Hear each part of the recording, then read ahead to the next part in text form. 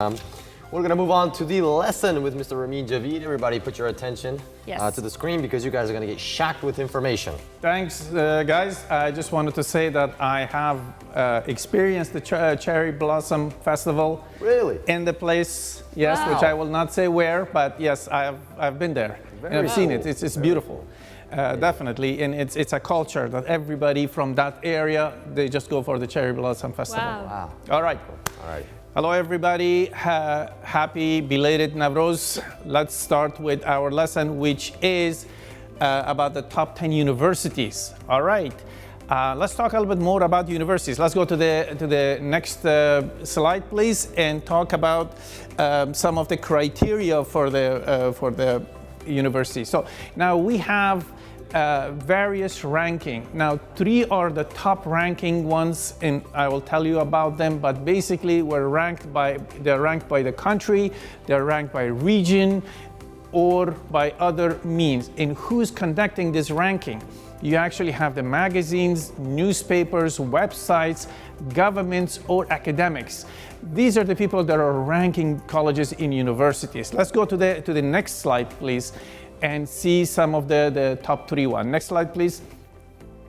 And there are, let's see, so basically, these are some of the criteria. Now, as you can see, the criteria is some of them are wealth, how many buildings do they have, how much do they have. So universities are businesses, so they own a lot of property, and that is expensive. And then you have, are they selective in admission, or are they just letting everybody in? That's really something important. Then we have, of course, a specialization in some expertise. Are they good at business? Are they good at medical? Whatever. Then you have your graduate employment, awards, historical reputation. These are all important things. Then you have excellence in research. Research for a university is very important because they have all the facilities, and they need to, especially their graduate students, masters and PhDs, they need to make those kind of research, be it in the lab, or if you're a liberal arts doing the research, it has to be done. We have to publish papers and all of that. That's very, very important. Alumni success, 10 years, 5 years after they graduate, your students, are they in some place? Are they gaining something? Are they making news? Are they making money? And whatever success they have, it's very important. The other thing, student options.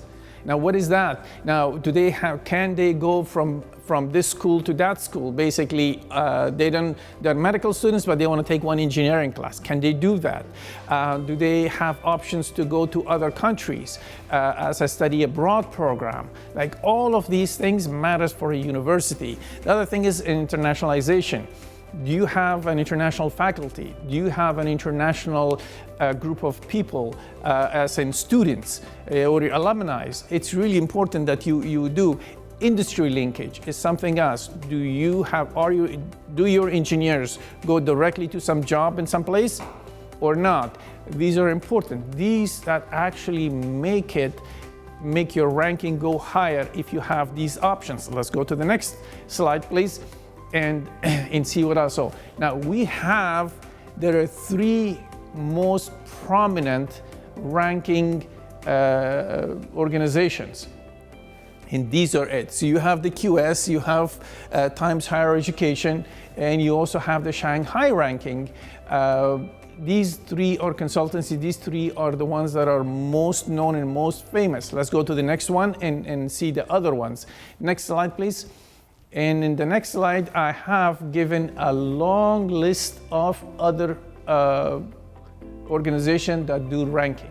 Okay. Now, I'm mostly familiar with US News and World Report ranking, but there are like these other ones as well. There's about 12 or 15 that do on various ranking, from top 100 to top 1,000 to 1,500 to talking about a school, basically. For example, in one of my universities, like for example in New York University, we actually had the top business school, Stern, and we had one of the top medical school, and then other schools were top, law, NYU Law, and all of that. So you also have other universities that some of their schools or some of their departments are top in the world or in the country or in the region, wherever they're from. So let's go to the next one and see a little bit. So we have the Shanghai ranking here, and these are the top 10 universities in 2024 according to whatever criteria that they have, and I don't want to go too much into the criteria, but Shanghai ranking is Harvard is number 1, Stanford, then you have MIT, Cambridge, UC Berkeley, Princeton, that's my university, and then you have Oxford, Columbia, Caltech, California Institute of Technology, and University of Chicago. These are the top 10 according to this one.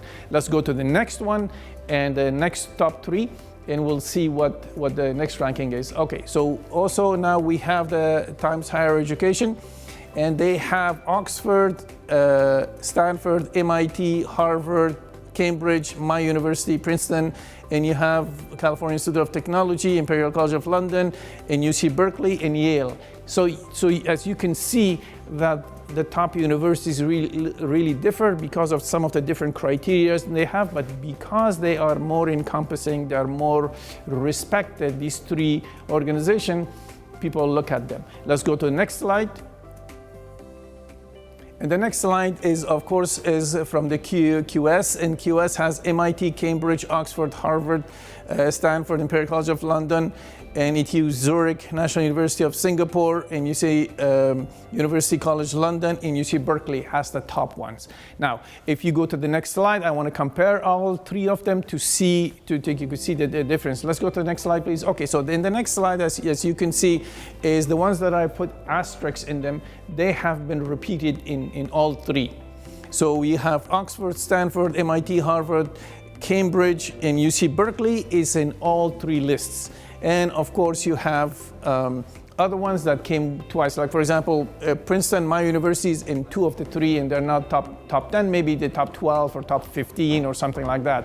So these are the rankings. Now, don't be alarmed if your university is not top ranked, because it's really difficult, and most of them already are established for 200, 250 years. Or 100 years or something like that, so they're already established and they already have that prestige for themselves. But still, whatever college you graduate from, and I just want you to know that you have to work hard and learn from that, because most of the colleges and universities, it's not really, when you come to a job, let's just say you come to me for a job, I will be looking at your skills and not really at your universities.